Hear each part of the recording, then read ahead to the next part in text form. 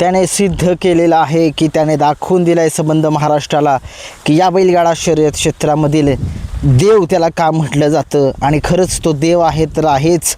संबंध महाराष्ट्राने बघितलं आज जे भोरचं मैदान चालू आहे आणि त्या भोरच्या मैदानामध्ये बकासूरने दाखवून दिलं आहे की तो काय चीज आहे, तो काय करू शकतो, काय ओव्हरटेकचा बादशाह आहे. गटाला उजव्या साईडनं पळतो आणि सेमीला डाव्या साईडनं आणि बघितलं काय केलं. बकासूर नावाचं वादळ पुन्हा एकदा सज्ज झालं फायनलच्या गुलालासाठी आणि आज पुन्हा एकदा बकासूरने स्वतःला सिद्ध केलं की त्याला कुणी जर कमी समजला तर त्याला तो पळूनच उत्तर देतो आणि त्याने पळूनच उत्तर दिलं आहे आणि संबंध महाराष्ट्राला दाखवून दिलं आहे की तो या बैलगाडा शर्यतातला किंग आणि किंगच आहे.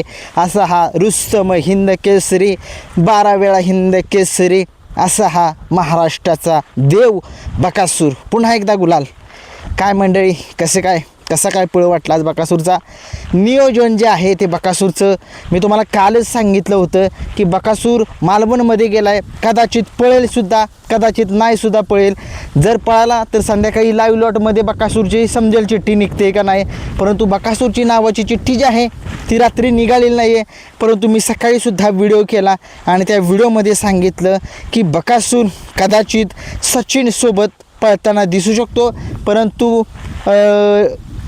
वेगळंच बघायला मिळालं आहे, मथुरसोबत पळाला.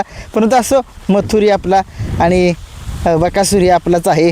पळतोय नंदी, दोन्हीतला एका नंदीसोबत आणि खूप माझं प्रयत्न होतं.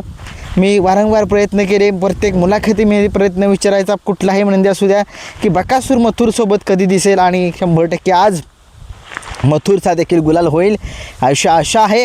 आणि बकासूरने या बैलगाडा शर्यत क्षेत्रामधील त्याचं नाव जे आहे ते सुंदर सुवर्ण अक्षरामध्ये कोरलेलं आहे की 2 आणि 3 नंबरचा बैल घ्यायचा आणि गुलाल करून दाखवायचा. हा असा एकमेव नंदी बकासूरच आहे.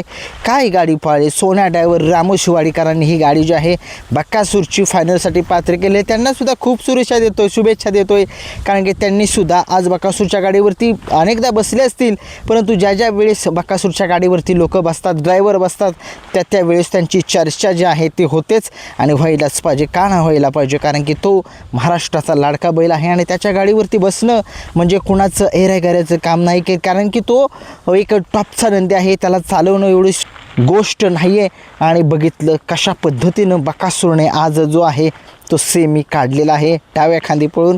काय बोलू रे बाबा, किती पळशील, मालकासाठी किती पळशील, फॅनसाठी किती पळशील आणि पुन्हा एकदा तू या बैलगाडा शर्यत क्षेत्रातला एक देवच आहेस असं दाखवून दिले लोकांना.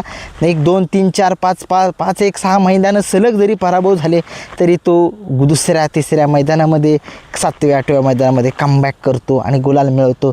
असे किती अनेक गुलाल असे बकासूरचे आणि खरंच आज खूप छान वाटतंय की बकासूरने आज पुन्हा एकदा दाखवून दिलं आहे की तो काय करू शकतो. आणि गणराज हा नंदीसुद्धा एक चांगला पाळला, त्यानेसुद्धा आज बकासूरला साथ दिली. बकासूरसोबत जो नंदी पाळणार असतो तोची अगोदर ती एक बकासूरच्या जो बैल पळतो अगोदर बकासूरसोबत त्याची मामा अगोदर ती त्याची व्हिडिओ बघतात की तो दोन्ही खांदी पाळणार आहे का. बकासूरसोबत जो आहे तो दोन्ही खांदी पाळणारा बैल लागतो, कारण की असा एक खांदी बैल असणारा चालत नाही बकासूरसोबत. का, कारण की बकासूर गटाला उजव्या खांदी जास्त पळतो, डाव्या खांदीला दुसऱ्या सेमीला बकासूरला जुंपावं लागतं तर लागतंच आणि तिसऱ्या साईडला बकासूरला उजव्याला लागतं तर लागतंच. असा हा महाराष्ट्राचा लाडका बैल आहे, दोन्ही खांदी पाळणारा असा हा बैलगाडा शर्यतातला ओरिजिनल देव असं म्हणायला गेलं तरी हरकत नाही. काय डोळ्याचं पारणं फेडलं या बकासूरनं. बघितलं तुम्ही, गट जो आहे तो सुट्टा, सेमी सुट्टा. आणि जरी कुणाला जर मैदानातली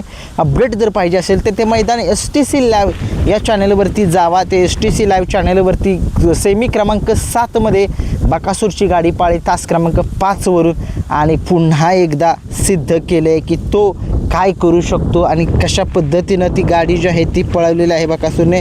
आणि आता बघूया बकासूरचं आता नियोजन जे आहे ते फायनलमध्ये कशा पद्धतीचं होईल. आणि गर्थी महारथी त्या ठिकाणी जरा कमेंट्समध्ये सांगू शकताय तुम्ही की कोणकोणते बैल जे आहेत ते फायनलसाठी पात्र झालेले आहेत. थोडीशी मी काय सेमी बघितलेलं नाही आहेत, मी थोडंसं सातारामध्ये गेलेलो आणि सातारामध्ये माझं काम होतं त्याच्यामुळे मी तिकडेच होतो आणि फक्त मी सेमीचे व्हिडिओ टाकले. व्हिडिओ आवडला लाईक शेअर सबस्क्राईब करा. धन्यवाद.